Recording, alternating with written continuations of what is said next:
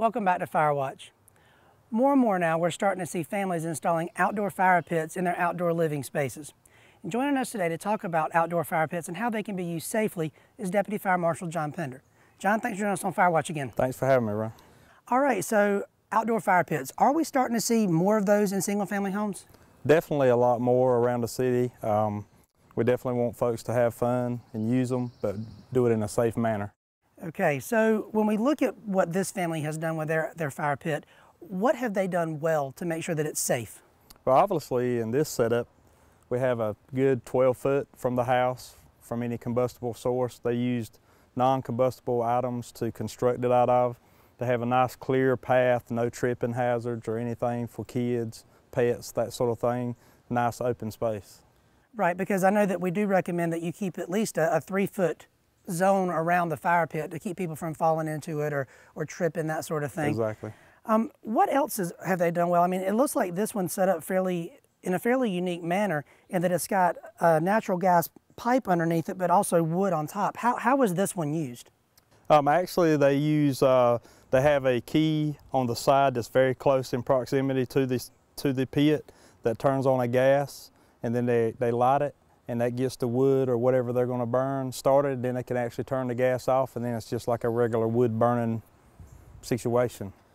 John, you know, you said that they put the key real close to the fire pit here. Why would you not want to put it, say, on the house so that when you walk out, you can go ahead and turn that key on? In this situation, you know, if they had it at the house and they turn it on there, the amount of time it would take to get to the fire pit, the gas can build up, and it definitely makes it a hazard for an explosion. Here they have the key in close proximity, so they can turn it on and quickly light it, and that way you don't have a lot of gas build up in the air. So we're using the fire pit and the wood that we're burning goes out. How should we relight this safely? We should definitely go back to the practice of turning the gas back on, lighting it again in a safe manner. Don't put a flammable liquid on it to reignite it, but due to the safety concerns with that. Right, and if you don't have this natural gas lighting system and you're just using regular kindling to get it going, you also want to make sure that you're not throwing anything combustible on that as well, correct? Exactly. So John, when we talk about what we should burn in a fire pit, what should we use? Wood and wood only. Stay away from treated lumber, things that have been treated that could be, you know, hazardous to your health. Okay, and we want to make sure too that people aren't putting things like household trash, leaves, those kinds of things in there too, right? Exactly. So when we're actually using the fire pit, what are some other basic safety practices that we should take into account?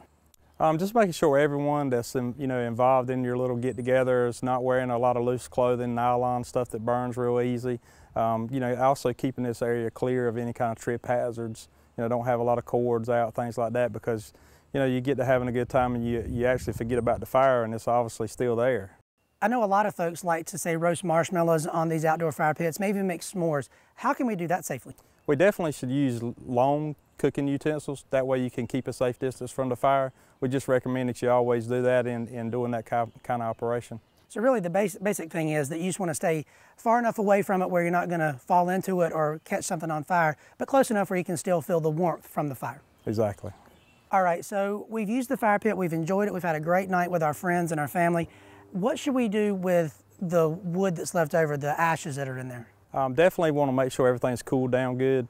Pour some water, make sure it has had time to sit, and then just dispose of the ashes in a proper manner.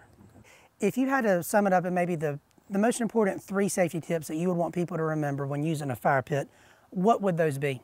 Most importantly, Ronald, keeping the gas a safe distance from the fire, also lighting the pit in a safe manner, and maintaining a safe distance from any combustible structure. Well, John, thanks for joining us on Firewatch today. I know we are starting to see more of these in Raleigh, and hopefully now people will know how to use them a little bit safer. Thanks for having me.